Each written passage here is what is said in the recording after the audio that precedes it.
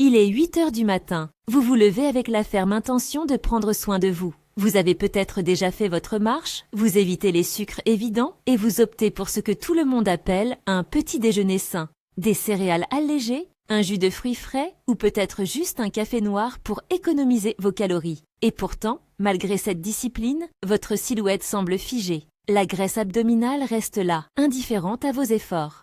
Et si je vous disais que le problème n'est pas votre manque de volonté, mais précisément ces choix de 8 heures du matin? Si je vous disais que votre petit déjeuner léger est en réalité le verrou qui emprisonne vos graisses pour le reste de la journée? Aujourd'hui, sur le code métabolique, nous allons briser l'illusion du petit déjeuner sain et je vais vous révéler comment reprogrammer votre biologie dès le réveil. Pour comprendre pourquoi votre matinée décide du sort de vos graisses, nous devons observer ce qui se passe sous votre peau. Avec la périménopause et la ménopause, votre corps change ses règles de gestion énergétique. La sensibilité à l'insuline diminue naturellement. Vos cellules deviennent moins réactives au signal de cette hormone de stockage. Résultat, le glucose que vous consommez le matin a tendance à errer dans votre sang avant d'être capté par vos cellules adipeuses qui se comportent alors comme des éponges magnétiques. Mais il y a un autre acteur, plus secret encore, le cortisol, l'hormone du stress. Lorsque vous commencez votre journée par un café à jeun ou que vous sautez le repas du matin en pensant créer un déficit calorique salvateur, vous envoyez un signal de détresse à votre cerveau. Pour votre organisme, l'absence de nutriments combinés à la caféine est une menace. Votre corps répond en produisant un pic de cortisol. Et le cortisol, c'est l'ordre formel donné à votre métabolisme de protéger vos réserves, principalement autour du nombril. Vous ne mangez rien, mais vous apprenez à votre corps à stocker davantage. C'est le paradoxe du mode survie métabolique. Le petit déjeuner classique, riche en glucides, même s'ils sont complets, provoque une montagne russe glycémique. Le pic d'insuline de 8h30 est inévitablement suivi d'une chute brutale vers 11h. C'est à ce moment précis que naissent les fringales, la fatigue mentale et l'irritabilité. Pour une femme de 45 ou 55 ans, ces fluctuations répétées rendant la perte de graisse quasiment impossible. La solution n'est pas de manger moins, mais de manger selon un code hormonal précis. Pour reprendre le contrôle, je vous propose un protocole de reprogrammation en 3 phases, basé sur 12 superaliments stratégiques. Phase 1, le réveil métabolique, le matin. Tout se joue dans les 60 premières minutes. 30 minutes avant de manger, votre premier geste doit être de calmer l'inflammation et de réveiller la lipolyse, la capacité de votre corps à brûler ses propres graisses. Votre allié ici est le thé vert, mais préparé comme un médicament métabolique. Le thé vert contient de l'EGCG, un polyphénol qui soutient la thermogénèse. Infusez-le à 80 degrés pendant 5 minutes et ajoutez-y quelques gouttes de citron. L'acidité du citron rend les catéchines du thé beaucoup plus biodisponibles pour vos cellules. Ce rituel prépare votre foie sans solliciter votre insuline. Au moment du repas, oubliez le sucré. Votre assiette doit être une forteresse de protéines et de graisses nobles. Le deuxième superaliment, ce sont les œufs entiers. Ils sont la protéine de référence pour stabiliser votre glycémie et protéger votre masse musculaire, votre moteur calorique.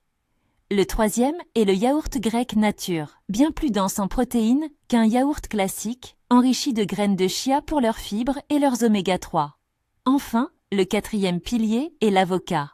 Ces graisses mono-insaturées signalent à votre cerveau une abondance de ressources, ce qui permet de faire chuter instantanément votre taux de cortisol. Imaginez l'impact. Au lieu d'une montée d'insuline et de stress, vous offrez à votre corps une stabilité parfaite. Vous n'êtes plus en train de lutter contre la faim, vous êtes en train d'éteindre l'alarme du stockage. Phase 2. La stabilisation l'après-midi. Vers 15 ou 16 heures, c'est le moment où le métabolisme peut fléchir. C'est ici que beaucoup craquent pour un snack industriel. Votre stratégie repose sur 3 éléments. Le 5e superaliment est la poignée de fruits secs, comme les amandes ou les noix. Elles apportent le magnésium nécessaire pour calmer le système nerveux. Le 6e est le chocolat noir à 85% de cacao minimum. C'est votre allié pour la dopamine, le neurotransmetteur de la récompense. 1 ou 2 carrés suffisent à éteindre le désir de sucre sans ruiner vos efforts. Enfin, le 7e groupe regroupe les épices thermogéniques, le curcuma associé au poivre noir et le gingembre. Ces épices agissent comme de petits accélérateurs de combustion interne et modulent l'inflammation silencieuse qui bloque vos graisses. Phase 3. La réparation. Le soir. Le dîner doit être le moment où vous préparez votre corps à une combustion nocturne efficace. Le 8e superaliment est le poisson gras, comme le saumon ou les sardines, riche en EPA et DHA. Si vous préférez, le 9e est la poitrine de poulet marinée au citron et aux herbes.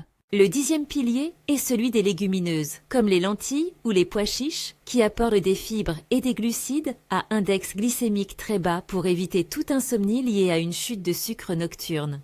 Le 11e élément est le vinaigre de cidre. Une cuillère à soupe diluée dans un grand verre d'eau, 15 minutes avant de dîner, lisse la réponse glycémique du repas de façon spectaculaire. Enfin, le 12e élément n'est pas dans votre assiette, c'est votre routine nocturne. Le sommeil est le seul moment où votre corps peut réellement réparer ses tissus et réguler l'hormone de la satiété, la leptine. La déconnexion digitale et la lumière tamisée sont les signaux dont votre cerveau a besoin pour éteindre définitivement le cortisol et passer en mode régénération.